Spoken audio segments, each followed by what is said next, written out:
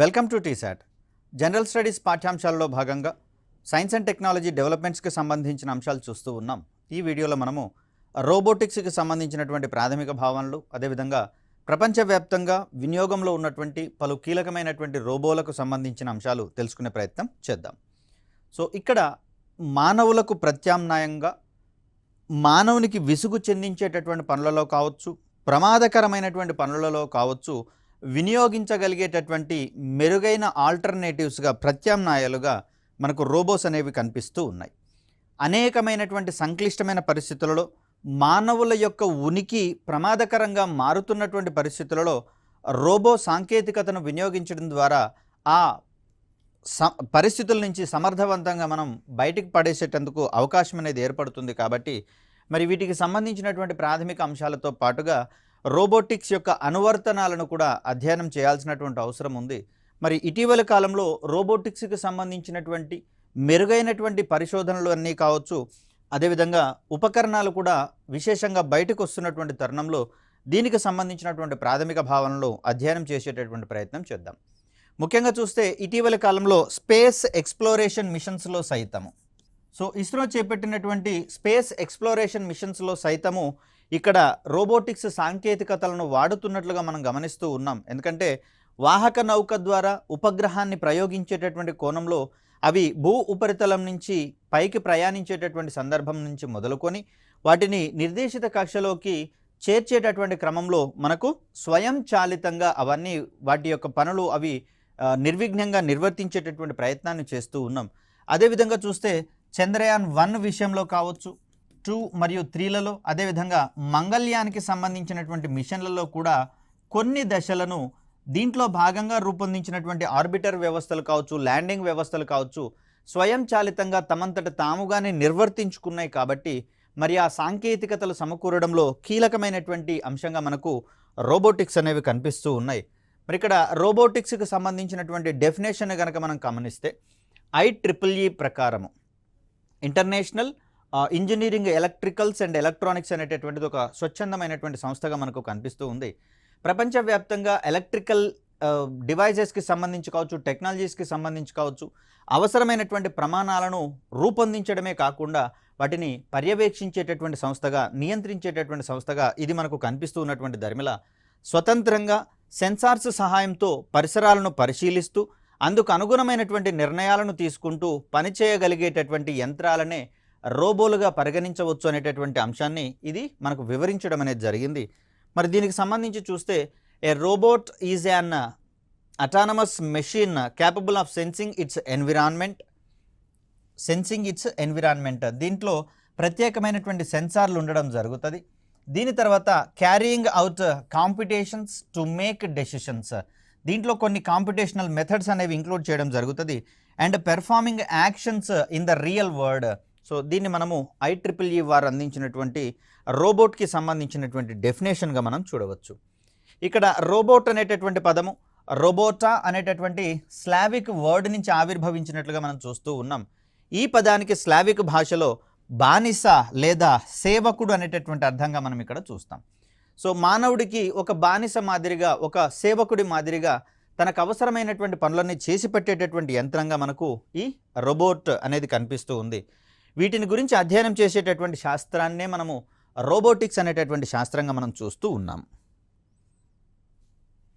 Robotics రంగంలో విశేషమైనటువంటి కృషి చేసినటువంటి వ్యక్తులుగా మనకు కొంతమంది కనిపిస్తూ ఉంటారు. వీరిలో మొట్టమొదటి వ్యక్తిగా మనము క్యారెల్ క్యాపెక్ అనేటటువంటి వ్యక్తిని గురించి మాట్లాడుకోవాల్సి వస్తుంది. ఇతనే రోబోట్ అనేటటువంటి పదాన్ని మొట్టమొదటిసారిగా పరిచయం చేసినటువంటి వ్యక్తిగా మనకు కనిపిస్తూ ఉన్నారు. తను రాసినటువంటి ఒక లఘు నాటిక 1920లో ప్రచురితం కావడం జరిగింది. దీన్నే RUR అనేటటువంటి పేరుతోటి పిలుస్తాం. ఇది రస్సుమ్స్ యూనివర్సల్ రోబోట్ అనేటటువంటి ఒక అబ్రివేషన్గా మనం చూస్తూ ఉన్నాం. ఈ నాటికలో రోబోట్ అనేటటువంటి పదాన్ని మొట్టమొదటిసారిగా తను ఉపయోగించడం జరిగింది క్యారెల్ క్యాపెక్ అనేటటువంటి శాస్త్రవేత్త. ఇక మరొక శాస్త్రవేత్తగా మనము ఇసాక్ అసిమోవ్ అనేటటువంటి వ్యక్తిని పరిచయం చేసుకుంటూ ఉంటాం. ఇతను రోబోటిక్స్ అనేటటువంటి పదాన్ని మొట్టమొదటిసారిగా పరిచయం చేసినటువంటి వ్యక్తిగా మనం చెప్తాము. సైన్స్ ఫిక్షన్ సాహిత్యంలో, కాల్పనిక శాస్త్రీయ సాహిత్యంలో లయర్ అనేటటువంటి ఒక చిన్న కథలో సో లయర్ అనేటటువంటి పదానికి పరిచయం ఉన్నటువంటి వ్యక్తిగా మనం ఇసాక్ అసిమోవ్ను పరిగణించాల్సి వస్తుంది. తను ఈ రోబోటిక్స్ అనేటటువంటి పదాన్ని లయర్ అనేటటువంటి కథలో మొదటిసారిగా ఉపయోగించినటువంటి క్రమాన్ని ఇక్కడ మనం చూస్తాం. ఇక మనకు 1942లో రోబోటిక్స్ నిర్మాణంలో ఉపయోగించేటటువంటి 3 నియమాలను రూపొందించడం అనేది జరిగింది. దీంట్లో భాగంగా మొట్టమొదటి నియమం ఏంటంటే, మానవుల అవసరాల కోసం రూపొందించినటువంటి రోబోట్లు ఏవైతే ఉన్నాయో ఇవి మానవులకు హానిని చేయడానికి సంకల్పించరాదు. సో కేవలం వీటిని మానవాళి ప్రయోజనాలు పొందేటటువంటి దిశలోనే ఆవిష్కరించుకోవాలి, కానీ మానవులకు హాని చేసేటటువంటి దురుద్దేశాలతో వీటిని రూపొందించకూడదు అనేది మొదటి ప్రాథమిక నియమంగా మనం ఇక్కడ చెప్తాము. సో ఇక్కడ రోబోలు అనేవి మానవుడు చెప్పినటువంటి ఆదేశాలకు అనుగుణంగానే పనులు చేయాల్సి వస్తుంది, కానీ ఆ విధి నిర్వహణలో ఇతర మానవులకు హాని చేసేటటువంటి పరిస్థితులు కనుక ఎదురైతే ఆ పనులను నిలుపుదల చేయవచ్చు అనేది మనకు మొదటి నియమం వివరిస్తుంది. ఇక రెండవ విషయం ఏంటి అంటే, మానవుల చేత తమకు అందినటువంటి సూచనలు లేదా ఆజ్ఞలను రోబోలు తప్పనిసరిగా పాటించాలి. మరి ఆ సందర్భంలో మొదటి కండిషన్ని సాటిస్ఫై చేయాల్సి వస్తాయి రోబోలు. సో అలా మొదటి నియమాన్ని కనుక ఉల్లంఘించే పరిస్థితులు ఎదురైతే ఈ మానవుడు అందించినటువంటి సూచనలు కావచ్చు, ఆజ్ఞలను కావచ్చు, తను పాటించవలసినటువంటి అవసరం లేదు. ఇక మూడవ నియమం విషయానికి వచ్చేసరికల్లా ప్రతి రోబో తన ఉనికిని తానే కాపాడుకునేటటువంటి ప్రయత్నం చేయాలి. మరి ఈ సందర్భంలో మానవుల నుంచి గనక ఏదైనా ప్రమాదం ఏర్పడినట్లయితే తనను తాను రక్షించుకునేటటువంటి ప్రయత్నం చేయాలి. కానీ మనకు సాధారణంగా కోర్టు సీన్లలో కొన్ని కనిపిస్తాయి చూడండి. ఒక మర్డర్ జరిగినటువంటి సందర్భంలో నన్ను నేను కాపాడుకోవడంలో భాగంగా ఈ హత్య జరిగిందని చెప్పేసి వివరించడం జరుగుతుంది. అలాంటి సిచ్యువేషన్స్ రోబోల విషయంలో పాటించడం అనేది జరగదనే కోణాన్ని ఇక్కడ మనం చూడాలి. వాటినవి కాపాడుకునేటటువంటి బాధ్యత ఉన్నా కూడా మానవులకు ఎలాంటి ఇబ్బందులు కలిగించకుండా వాటి యొక్క ఉనికిని కాపాడుకునేటటువంటి ప్రయత్నం చేయాలి. ఈ సందర్భంలో అవి మొదటి 2 నియమాలను తప్పనిసరిగా పాటించాల్సి వస్తుంది. ఇవి మనకు ఇసాక్ అసిమోవ్ రూపొందించినటువంటి రోబోటిక్స్ నిర్మాణంలో ఇమిడి ఉన్నటువంటి 3 ప్రాథమికమైనటువంటి సూత్రాలుగా మనం చూస్తాం. ఇవి విశ్వవ్యాప్తంగా అందరూ కూడా పాటించాల్సినటువంటి నియమాలుగా మనం చూస్తాం. దీని తర్వాత చూస్తే పై 3 నియమాలను 1942లో అసిమోవ్ రచించినటువంటి రన్ అరౌండ్ అనేటటువంటి ఒక సైన్స్ ఫిక్షన్ లఘు కథానికలో ప్రచురితం చేయడం అనేది జరిగింది. ఇక వీటి తర్వాత మనం తెలుసుకోవాల్సినటువంటి మరొక వ్యక్తిగా నార్బర్ట్ వీనర్ అనే వ్యక్తి కనిపిస్తాడు. తను 1948లో సైబర్నెటిక్స్ అనేటటువంటి పేరుతోటి రోబోటిక్స్ నిర్మాణానికి అవసరమైనటువంటి మరికొన్ని ప్రాథమిక సూత్రాలను ప్రాథమికంగా తను మనకు వివరించడం అనేది జరిగింది. సో మనకి ఇక్కడ రోబోటిక్స్ నిర్మాణంలో ఉన్నటువంటి సూత్రాలను ఇచ్చినటువంటి వ్యక్తి ఏమో ఇసాక్ అసిమోవ్ కనిపిస్తాడు. మరి రోబోటిక్స్ నిర్మాణానికి అవసరమైనటువంటి ప్రాథమిక సూత్రాలను ప్రయోగాత్మకంగా అందించినటువంటి వ్యక్తిగా మనకు నార్బర్ట్ వీనర్ తను రూపొందించినటువంటి సైబర్నెటిక్స్ అనేటటువంటి పేరుతో వీటిని అందించినట్లుగా మనం చూస్తాం. ఇక్కడ మనకు ప్రపంచంలో మొట్టమొదటి పారిశ్రామిక రోబోకు సంబంధించి చూస్తే మనకిది యూనిమేట్ అనేటటువంటి పేరుతోటి కనిపిస్తూ ఉంది. దీన్ని డై కాస్టింగ్ అనేటటువంటి పరిశ్రమలలో వాడినట్లుగా మనకు తెలుస్తూ ఉంది ఈ రోబోని. సో డై కాస్టింగ్ సంస్థలు అంటే ఏంటి అంటే, భారీ ఉక్కు పరిశ్రమలు అనేవి మనకు తెలిసినవే. వీటిలలో భారీ పరిమాణంలో ఉన్నటువంటి ఉక్కు కడ్డీలను కావచ్చు, ప్లేట్లను కావచ్చు బాగా వేడి చేసి వాటిని కావలసిన ఆకారాలలోకి మార్చుకునేటటువంటి క్రమాన్ని మనం చూస్తాం. మరి ఈ సందర్భంలో కొలిమిలో బాగా వేడి చేసినటువంటి లేదా కాల్చినటువంటి ఆ ఇనుప ముక్కల్ని, ఉక్కు ముక్కల్ని వెలుపలకి తీయాలి అంటే మానవులకు శక్తికి మించినటువంటి భారంగా ఉండేటటువంటి అవకాశం ఉంది. దానికి బదులుగా ఒక రోబోటిక్ చేతిని రూపొందించి దాని ముందు 2 కొండల వంటి భాగాన్ని ఉంచి సో దీన్ని ఆ ఫర్నేస్ ముందర ఉంచేటటువంటి ప్రయత్నం చేస్తారు. కొలిమి అంటాం కదా, ఈ కొలిమిలో 1000 డిగ్రీల సెంటీగ్రేడ్ ఉష్ణోగ్రతను ఏర్పాటు చేసి అందులో ఉంచినటువంటి ఇనుప ముక్కలను వేడి చేయడం అనేది జరుగుతుంది. మరి ఆ ఇనుప ముక్కలను ఈ యూనిమేట్కున్నటువంటి 2 చివర కొండ్లు వంటి పరికరం ద్వారా అది దాన్ని తీసి బయట పెట్టేటటువంటి ప్రయత్నం చేస్తుంది. సో అలా 1961లో పారిశ్రామికంగా ఉపయోగించబడేటటువంటి మొదటి రోబోట్ యూనిమేట్ అనేది రూపొందించబడింది. దీనిని జోసెఫ్ ఏంజెల్ బర్గర్ మరియు జార్జ్ డివోల్ అనేటటువంటి శాస్త్రవేత్తలు ఇద్దరు సంయుక్తంగా అభివృద్ధి పరిచినట్లుగా మనం చూస్తూ ఉన్నాం. కాబట్టే జోసెఫ్ ఏంజెల్ బర్గర్ని రోబోటిక్స్ పితామహుడిగా అభివర్ణించేటటువంటి ప్రయత్నం చేస్తూ ఉన్నాం. సో ఇక్కడ ఈ యూనిమేటే కాలక్రమంలో అనేకమైనటువంటి మార్పులు చేర్పులకు గురి కావడం ద్వారా మరిన్ని రంగాలలో రోబోటిక్స్ యొక్క అప్లికేషన్స్ని సులభ సాధ్యం చేసినటువంటి అంశాన్ని మనం గమనించవచ్చు. దానికి సంబంధించినటువంటి మరికొన్ని కీలక అంశాలు తెలుసుకునే ప్రయత్నం చేద్దాం. రోబోటిక్స్ రంగంలో వస్తున్న పలు విప్లవాత్మకమైనటువంటి మార్పుల వల్ల ప్రస్తుతము మానవ ప్రమేయం కష్టమైనటువంటి అనేక కార్యకలాపాల్లో ఇక్కడ రోబోలను వినియోగించుకుంటున్నటువంటి పరిస్థితులు మనకు కనిపిస్తూ ఉన్నాయి. ముఖ్యంగా చూస్తే బొగ్గు గనుల రంగంలో కూడా రోబోల యొక్క వినియోగం పెరుగుతున్నటువంటి పరిస్థితులు మనం చూస్తూ ఉన్నాం. సో దీంట్లో భాగంగానే మన ముందుకు వచ్చినటువంటివి రోబోటిక్ ప్రాసెస్ ఆటోమేషన్ అనేటటువంటి వ్యవస్థలు మన ముందుకు రావడం జరిగింది. మరి ఇక్కడ బొగ్గు గనులలో కార్మికులను వినియోగించినటువంటి సందర్భంలో అండర్ గ్రౌండ్ బొగ్గు గనులు కావచ్చు, ఓపెన్ కాస్ట్ కావచ్చు, అక్కడ బొగ్గును తవ్వి తీసేటటువంటి క్రమంలో సూక్ష్మాతి సూక్ష్మమైనటువంటి బొగ్గు రేణువులు శ్వాసకోశాలలోకి, ఊపిరితిత్తులలోకి పోయినటువంటి సందర్భంలో అనేకమైనటువంటి వ్యాధులు ప్రబలేటటువంటి అవకాశం ఉంది. మరి ఈ రకంగా చూస్తే దాంట్లో మానవులకు ప్రత్యామ్నాయంగా రోబోలను గనక మనం వినియోగించినట్లయితే ఈ కార్మికులకు ఉండేటటువంటి అస్వస్థతలను మనం నివారించేటటువంటి ప్రయత్నం చేయవచ్చు. అదేవిధంగా అతి శీతల ప్రాంతాల్లో వినియోగించుకునేటటువంటి క్రమంలో రోబోలను వినియోగిస్తూ ఉన్నాం. ఇక్కడ అండర్ గ్రౌండ్ మైన్స్లలో కూడా వీటి యొక్క ఉపయోగాన్ని కనిపిస్తూ ఉంది. సో ఇక్కడ మనకు తీవ్రమైనటువంటి ఉష్ణంతో కూడిన ఎడారి ప్రాంతాలలో కూడా కొన్ని రకాలైనటువంటి పరిశోధనలు చేయాలి అంటే మనకు రోబోల వంటివి అవసరం అవుతూ ఉంటాయి.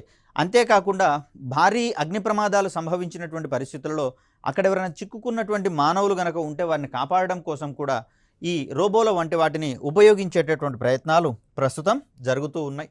సో ఇక్కడ ఉదాహరణకు లోహపు పరిశ్రమలలో అత్యధిక ఉష్ణోగ్రతలకు వేడి చేయబడినటువంటి లోహపు దిమ్మలను కొలిమి నుంచి వెలుపలికి తీయడమే కాకుండా వాటిని కావలసిన ఆకారాల్లోకి మలచడం వంటి పనులను కూడా మనకు ఈ యూనిమేట్ లాంటి రోబోలు సులభంగా చేసేటటువంటి అవకాశం అనేది కనిపిస్తుంది.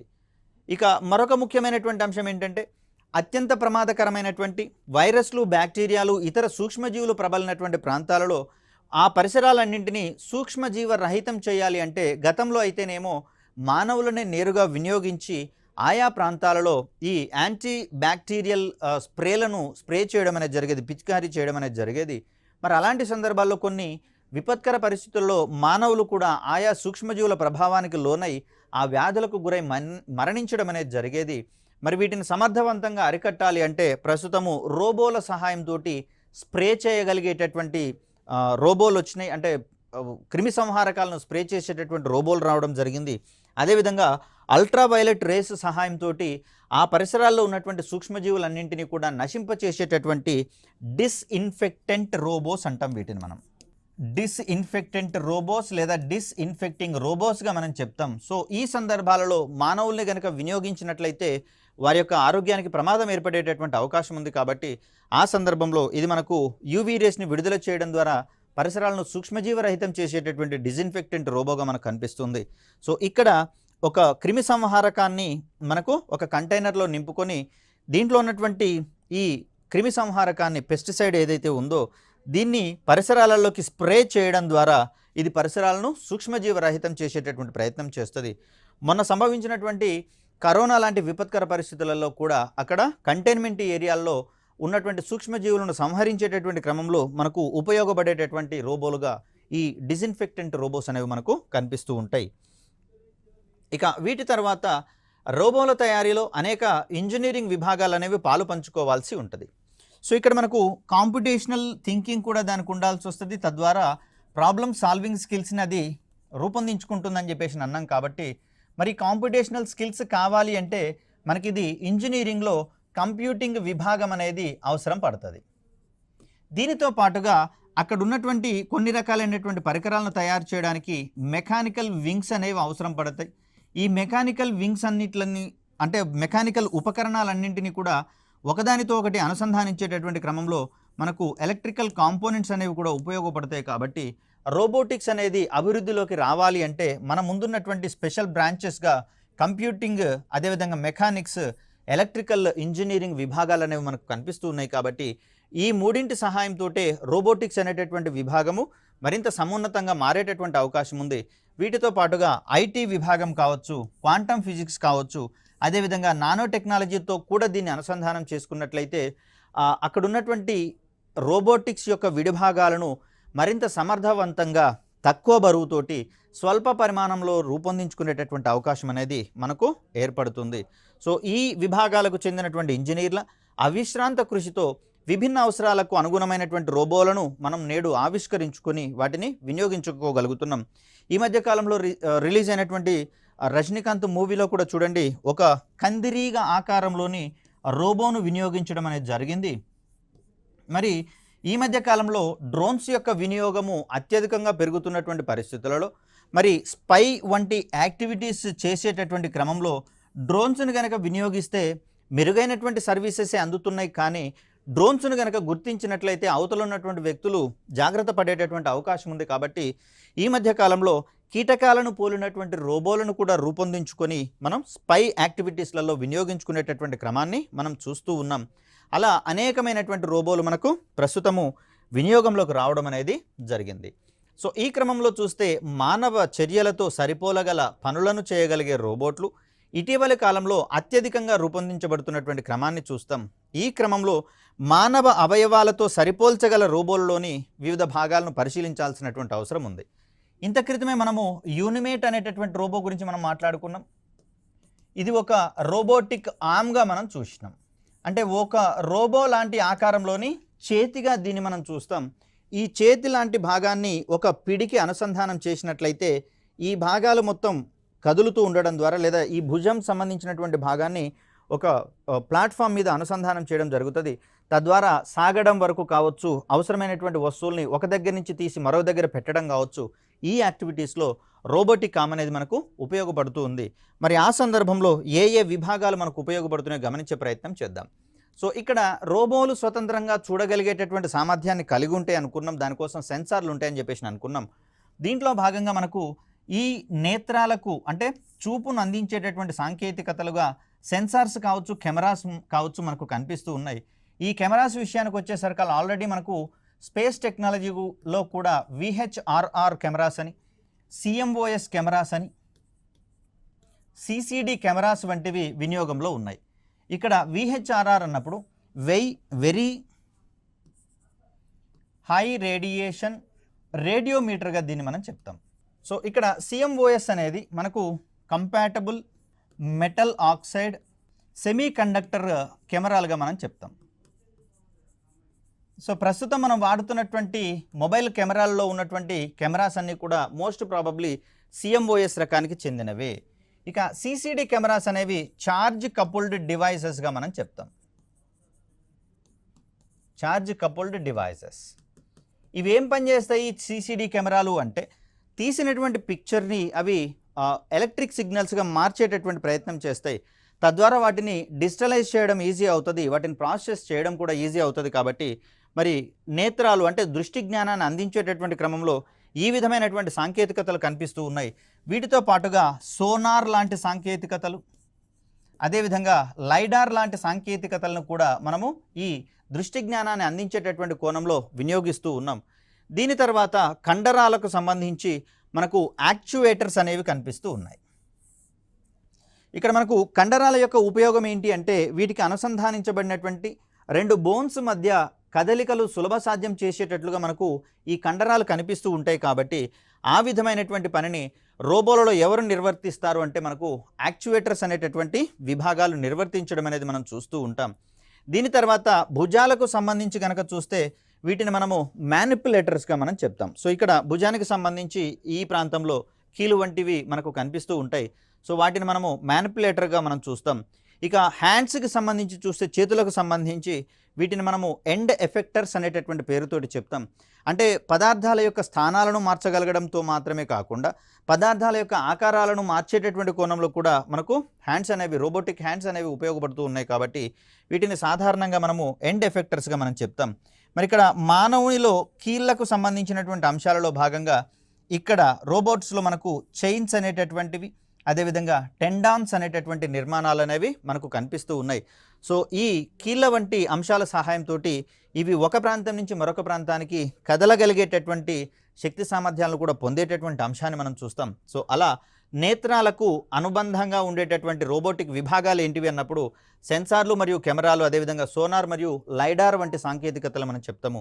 కండరాలకు అనుబంధంగా ఉండేటటువంటివి యాక్చువేటర్స్గా, భుజాలను మనం మ్యానిపులేటర్స్గా పేర్కొంటూ ఉన్నాం. చేతులకు సంబంధించి మనము ఎండ్ ఎఫెక్టర్స్ అని చెప్పేసి అంటున్నాం.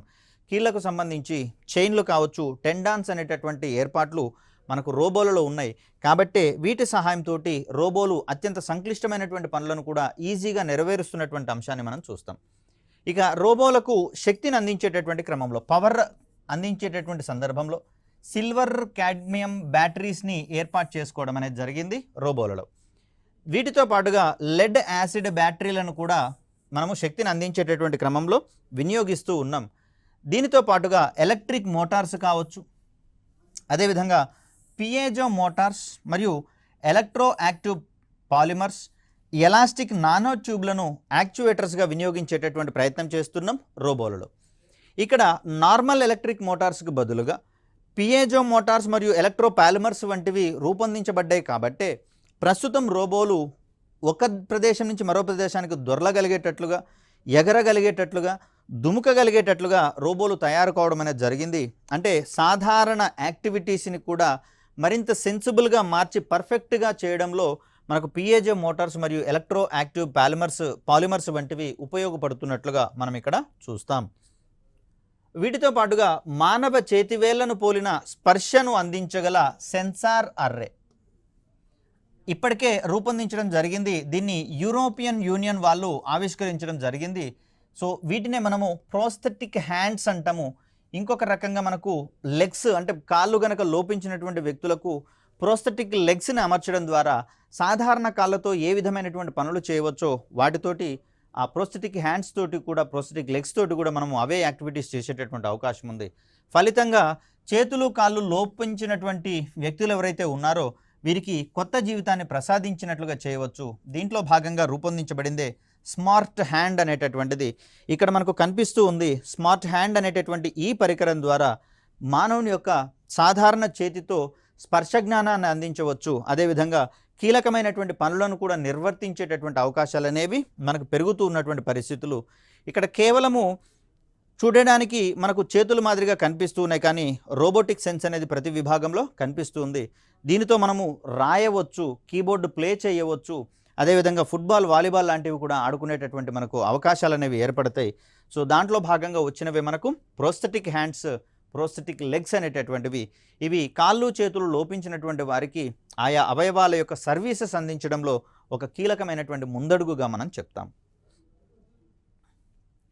ఇక వస్తువులను పైకి లేపడంతో పాటుగా వాటి స్థానము మరియు ఆకారాలను మార్చేటటువంటి కోణంలో మనకు mechanical grippers, vacuum grippers, general purpose effectors వంటివి అభివృద్ధి పరచబడినట్లుగా మనం చూస్తూ ఉన్నాం. ప్రస్తుతము మనకు అనేకమైనటువంటి షాపింగ్ మాల్స్ రావడం జరిగింది. ఈ షాపింగ్ మాల్స్లో భారీ పరిమాణంలో వస్తువులు అనేవి అందుబాటులో ఉంచుతున్నారు వినియోగదారులకు అనుగుణంగా. మరి ఆ సందర్భంలో అనేకమైనటువంటి స్టాక్, అధిక పరిమాణంలో ఉండేటటువంటి స్టాక్ని ర్యాక్లలో సర్దుబాటు చేసేటటువంటి కోణంలో కూడా మనకు రోబోటిక్ ఆర్మ్స్ వంటి వాటిని ప్రస్తుతం వినియోగిస్తున్నటువంటి క్రమాన్ని మనం చూస్తాం. సో ఇక్కడున్నాయి మనకు రకరకాలైనటువంటి ఈ వ్యాక్యూమ్ గ్రిప్పర్స్ కావచ్చు, మెకానికల్ గ్రిప్పర్స్ కావచ్చు. సో ఇక్కడ ఇది వ్యాక్యూమ్ గ్రిప్పర్గా మనకు కనిపిస్తుంది. మనకు ఏ వస్తువునైతే లేపాలో లేదా ఏ వస్తువునైతే ఒక ప్రదేశం నుంచి మరొక ప్రదేశానికి మార్చాలో, ఈ ప్రదేశం యొక్క ఉపరితలం మీద అది ఆనినటువంటి సందర్భంలో ఇక్కడ ఉన్నటువంటి ట్యూబ్లలో శూన్య పరిస్థితులు, వ్యాక్యూమ్ కండిషన్స్ అనేవి ఏర్పాటు చేయబడతాయి. తద్వారా ఈ వస్తువుని ఇది గట్టిగా పట్టి ఉంచినట్లుగా జరుగుతుంది. సో ఇక్కడ ఈ వస్తువును పైకి లేపేటటువంటి క్రమంలో ఆర్మ్ పైకి లేవడము, దానికి అతుక్కొని ఉన్నటువంటి వస్తువు కూడా పైకి లేవడము, దాన్ని మరొక ప్లేస్లో పెట్టడం అనేది మనకు జరుగుతూ ఉంటుంది.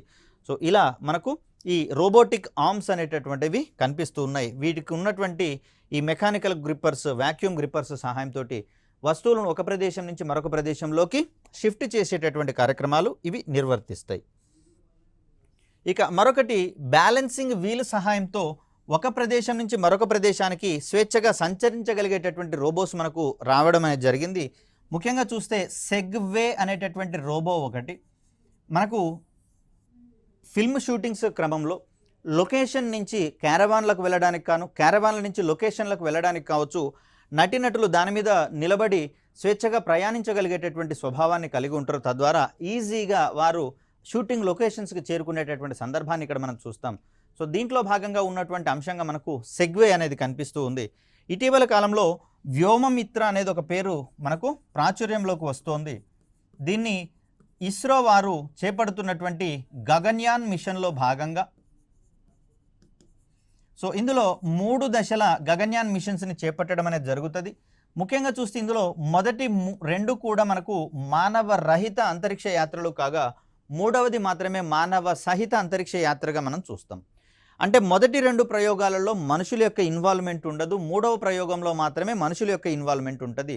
వ్యోమగాములను ఆ 3వ దశ గగన్యాన్ మిషన్లో భాగంగా అంతరిక్షంలోకి తీసుకొని పోయి ఒక 3 రోజుల పాటు వారిని ఆ కక్షలో పరిభ్రమింపచేసి తర్వాత సేఫ్గా భూమికి తిరిగి వచ్చేటటువంటి క్రమాన్ని మనం ఇక్కడ చూస్తాం. మరి ఈ సందర్భంలో గగన్యాన్ మిషన్లో ఈ వ్యోమమిత్ర అనేటటువంటి రోబోను ఇంక్లూడ్ చేయాలని చెప్పేసి నిర్దేశించుకోవడం జరిగింది. ఇది నడుము భాగం నుంచి పై భాగం వరకు మహిళను పోలి ఉన్నటువంటి రోబోగా కనిపిస్తూ ఉంది. నడుముకు కింది భాగంలో ఇలాంటి సెగ్వే లాంటి పరికరం మీద దాన్ని అమర్చడం అనేది జరిగింది. తద్వారా అక్కడ అంతరిక్ష స్టేషన్లో కావచ్చు లేదా అది ఏది క్రూ మాడ్యూల్ అనేటటువంటి ఏర్పాటులో ఒక ఛాంబర్లో దీన్ని అమర్చి పైకి పంపించడం అనేది జరుగుతుంది. మరి దీంట్లో ఒక ప్రదేశం నుంచి మరొక ప్రదేశానికి చలించాలి అంటే ఈ సెగ్వే లాంటి ఏర్పాటు ద్వారా అది ప్రయాణించేటటువంటి సందర్భాన్ని మనం ఇక్కడ చూస్తాం. సో ఇది ముఖ్యంగా బ్యాలెన్సింగ్ వీల్స్ రోబోట్స్కి సంబంధించినటువంటి ఒక అనువర్తనంగా మనం చెప్పుకోవచ్చు. ఇక తొలితరం రోబోలకు సంబంధించి చూస్తే యూనిమేట్ అనేటటువంటి రోబో దీన్ని 1961లో అభివృద్ధి పరచడం జరిగింది. ఇది ఆటోమేటెడ్ డై కాస్టింగ్ పనులలో సహాయం చేసేటటువంటి రోబోటిక్ ఆర్మ్ అంటే రోబోటిక్ చేయిగా మనం చూస్తాం. ఇంకొకటి మనకు హెల్ప్ మేట్ అనేటటువంటిది దీన్ని కూడా యూనిమేట్ తరహాలోనే ఏంజల్ బెర్గర్ రూపొందించడం అనేది జరిగింది. వైద్య సామాగ్రి రవాణాలో సహాయం చేసేటటువంటి కోణంలో 1984లో దీన్ని తయారు చేయడం అనేది జరిగింది. ముఖ్యంగా చూస్తే ఆపరేషన్ సమయాలలో సర్జికల్ సామాగ్రిని కావచ్చు, అదేవిధంగా సర్జరీస్కి అవసరమయ్యేటటువంటి ఔషధాలను కావచ్చు, అక్కడ రిసెప్షనిస్ట్ వంటి వాళ్ళు లేకపోతే నర్సుల లాంటి వారు బయటికి లోపలికి తీసుకొని పోయేటటువంటి క్రమాన్ని మనం చూస్తూనే ఉన్నాం. ఇక్కడ నర్సుల స్థానంలో మనకు హెల్ప్ మేట్ వంటి రోబోలను రూపొందించినప్పుడు అక్కడ ఆయా పనులను ఈ రోబోలు నిర్వర్తించేటటువంటి అవకాశం ఉంటుంది. సో మరొకటి మనకి ఇక్కడ programmable universal machine for assembly అనేటటువంటిది దీన్ని మనం ప్యూమా అనేటటువంటి రోబోగా మనం చెప్తాం. యూనిమేట్ అనేటటువంటి రోబో యొక్క అడ్వాన్స్డ్ వెర్షన్గా దీన్ని మనకు కనిపిస్తూ ఉంది. ఇటీవల కాలంలో భారీ పరిమాణంలో ఉండేటటువంటి ఏది వస్తు రాశిని మోసేటటువంటి క్రమంలో లేదా వాటి యొక్క స్థానాలను మార్చేటటువంటి క్రమంలో షాపింగ్ మాల్స్లో వీటిని అధికంగా వాడుతున్నట్లుగా మనం చూస్తూ ఉన్నాం. ఇక్కడ చూడండి, ఆటోమేటెడ్ కార్ల తయారీ కంపెనీలలో కూడా మనకు ఇలాంటి ప్యూమా లాంటి రోబోటిక్ ఆర్మ్స్ ఏర్పాటు చేయడం జరిగింది. ఇక్కడ వాహనాల యొక్క విడిభాగాలను సమర్థవంతంగా అక్కడ ఫిట్ చేసేటటువంటి క్రమంలో రోబోస్ను వినియోగిస్తున్నట్లుగా మనం ఇక్కడ చూస్తాం. మరి ఈ మిషన్ని లేదా ఈ రోబోని విక్టర్ షీన్మన్ అనేటటువంటి వ్యక్తి రూపొందించడం జరిగింది. 1975లో దీన్ని అమర్చడం జరిగింది. పారిశ్రామిక రంగంలో రూపొందించినటువంటి మొట్టమొదటి ప్రోగ్రామబుల్ రోబోగా మనకి ఇది ప్రసిద్ధి చెందినటువంటి అంశాన్ని చూడవచ్చు. ఇక మరొకటి మనకు సిల్వర్ ఆర్మ్ అనేటటువంటి రోబో 1974లో మసాచుసెట్స్ ఇన్స్టిట్యూట్ ఆఫ్ టెక్నాలజీలోని శాస్త్రవేత్తల బృందం దీన్ని రూపొందించినట్టుగా తెలుస్తోంది. తాకే సెన్సార్స్ మరియు పీడన సెన్సార్స్, ప్రెషర్ సెన్సార్స్ మరియు టచ్ సెన్సార్స్ సహాయంతో ఇది చిన్న చిన్న విడిభాగాలను సమీకరించడం అనేది ఇక్కడ మనకు కనిపిస్తుంది సిల్వర్ ఆర్మ్కు సంబంధించి. ఇక మరొక రోబోగా మనకు ఫ్యాములస్ అనేది కనిపిస్తుంది. ఇక్కడ 6 అక్షాలను కలిగి ఉన్నటువంటి లేదా 6 చేతుల వంటి అమరిక కలిగి ఉన్నటువంటి ఒక రోబోగా మనకి ఇది కనిపిస్తుంది. ఏకకాలంలో విభిన్న సంఖ్యలో అధిక సంఖ్యలో వస్తువులను ఒక ప్రదేశం నుంచి మరొక ప్రదేశానికి చేరవేయగలగడం అనేది దీని యొక్క ఉద్దేశంగా మనం చూస్తాం. మొదటి పారిశ్రామిక రోబోగా మనం దీన్ని చూస్తూ ఉన్నాం. కుకా అనేటటువంటి కంపెనీ దీన్ని రూపొందించుకోవడం జరిగింది. ఇక్కడ ఎలక్ట్రిక్ మోటార్లతో పనిచేయగలిగేటటువంటి 6 యాక్సెస్ని లేదా యాక్సెల్ని ఇక్కడ అమర్చడం అనేది జరిగింది. ఒక్కొక్కటి ఒక చేయి మాదిరిగా పనిచేస్తూ కలెక్టివ్గా ఇది తన యొక్క విధులను నిర్వర్తించేటటువంటి క్రమాన్ని ఇక్కడ మనం చూస్తాం. సో నెక్స్ట్ చూడాల్సింది మనకు ఫ్రెడ్డీ 1 అండ్ ఫ్రెడ్డీ 2కు సంబంధించి దీన్ని రూపొందించినటువంటి విభాగంగా మనకు department of machine intelligence and perception అనేటటువంటి సంస్థ కనిపిస్తుంది.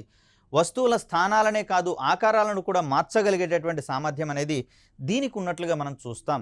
మరి తొలినాళ్లలో కేవలము మానవుడు చేపట్టలేని పనులు లేదా మానవుడు యొక్క ఉనికి ప్రమాదకరంగా మారినటువంటి పరిస్థితులలో ఆ పరిస్థితులలో సర్వీసెస్ అందించేటటువంటి కోణంలో యూనిమేట్ కావచ్చు, ప్యూమా వంటి రోబోలను తయారు చేయగా ప్రస్తుతము రోబోటిక్ సాంకేతికత అనేది మరింత కొత్త పుంతలు తొక్కుతున్నటువంటి సందర్భంలో మన ముందుకు వస్తున్నటువంటి విభిన్నమైనటువంటి సాంకేతికతలను వాడుకుంటూ ప్రకృతిలో ఉన్నటువంటి కీటకాలను పోలినటువంటి రోబోలను కావచ్చు, సరీసృపాలను పోలినటువంటి పాముల వంటి రోబోలను కావచ్చు తయారు చేసేటటువంటి సందర్భాన్ని మనం చూస్తూ ఉన్నాం. పక్షులను పోలినటువంటి రోబోలు, చేపలను పోలినటువంటి రోబోలు, మానవులను పోలినటువంటి రోబోలు, ఇలా అవసరానికి అనుగుణంగా రోబోల యొక్క ఆకారాలు కూడా విభిన్నంగా మార్చుకుంటూ మానవాళికి సేవ చేసేటటువంటి కోణంలో మన ముందుకు రావడం అనేది జరిగింది. మరికొన్ని రోబోలకు సంబంధించినటువంటి అంశాలను నెక్స్ట్ వీడియోలో తెలుసుకునే ప్రయత్నం చేద్దాం. Thank you.